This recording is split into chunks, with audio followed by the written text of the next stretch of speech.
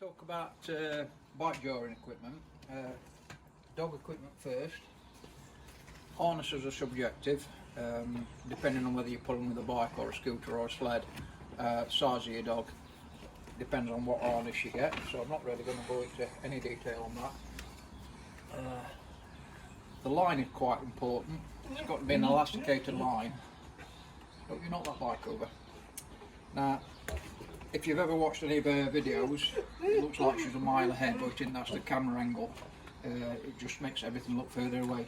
So this is a 2.8 metre lead, and obviously I'm not 2.8 metres. So that's how much stretches. You get top in.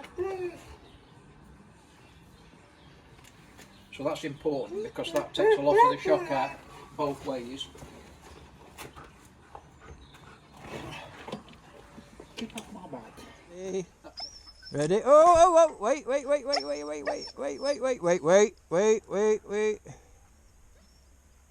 Pull.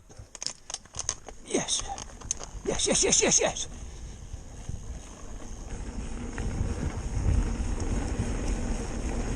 What? Right.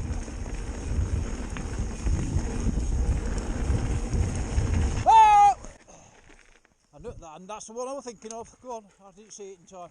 Go. Next thing, not essential but very handy, is an antenna. This particular non-stop antenna, and that's a non-stop lead. Clamps around your stem, and there's a couple of grub screws in here so you can remove this wand, and I can just ride that bike without the dog. Not that I ever do anymore. Without having to remove that, so once that's on, that'll stay on, and that turns with the bike. So going back to the lead, a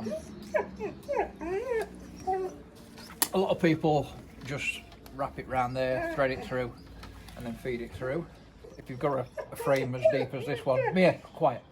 If you've got a frame as deep as this one, you're losing 200mm of that length. And the reason I like a 2.8, not a 2.5, is because it gives me a safer margin. The further out she is in front, within reason, the safer I feel. So this is just a strap that I'm knocked up. I've also used a bit of climbing rope here, just knotted and looped to connect to about the same length as this one. That's just a rigid webbing. So that puts her that far ahead before she's even pulled, and obviously that stretches another couple of feet. Okay, so that's the dog equipment. Okay, onto the bike itself. It doesn't really matter what bike you've got. This is a top of the range enduro bike, 160mm suspension travel. So it doesn't matter whether you're using a hardtail or whether you're using a full suspension, or even a rigid for that matter, because it depends on what terrain you're riding on. I'll prefer to ride single tracks in forest, quite technical stuff. That's where I get my kicks from. She pulls really hard and fast, so full control is essential, and that pretty much goes for any kind of riding that you're doing. If your dog's doing any kind of speed whatsoever, you want good control. So what I would suggest is upgrade your brakes.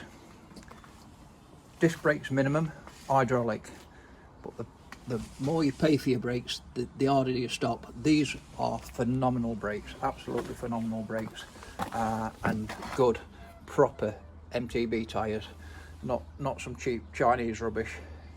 Go for proper Maxxis or Schwalbe make tyres.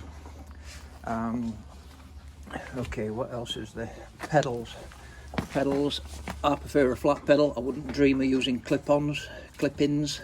I like flat pedals, and I like them with the screw-in pins because I can replace these if they get rounded off and blunt. You get these as cast with pins on, but they tend to be quite round, and they're more for an ornament than actual use. So what else helps? That helps. These are proper mountain bike shoes, so they come with quite a tacky sole that really bite into these pins, so it's very hard for your foot to slip off the pedal. You get a good grip on those. And the other thing that I want to talk about is a dropper post. Now dropper posts, you can buy dropper posts. You would need to check your bike specifications to see if the diameter of your seat tube. Check the diameter of your seat tube can accept one, but you can buy them aftermarket.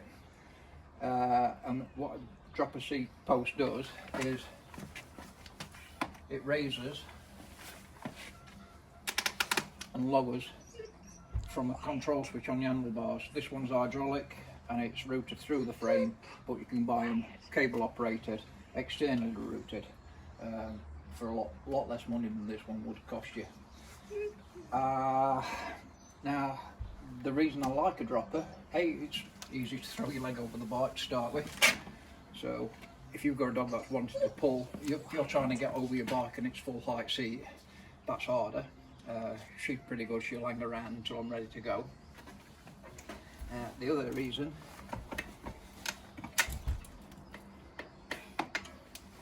when you're pedalling under normal conditions, with or without a dog, your seat height wants to be at a position where your leg's nearly fully extended. So if you're going over rough ground, or you hit a rut or anything, or a small branching thing, and your back wheel comes up, if you're full extension, the bike will come up, especially on hardtail, and the seat will come up and it will throw you forward. So I always set off in this position, and then once we get moving, I let it come up and start pedaling. If I'm going downhill, whether it's on a smooth surface or a rough surface, and even on flat, if we've got a bit of pace on, I ride downhill here because it allows me to throw my leg out, whereas when you're fully extended, as you can see, you've got less control. With your seat down, you've got a lot more room to throw the bike around underneath you. I ride, whenever she's pulling me at free wheel, I ride like that.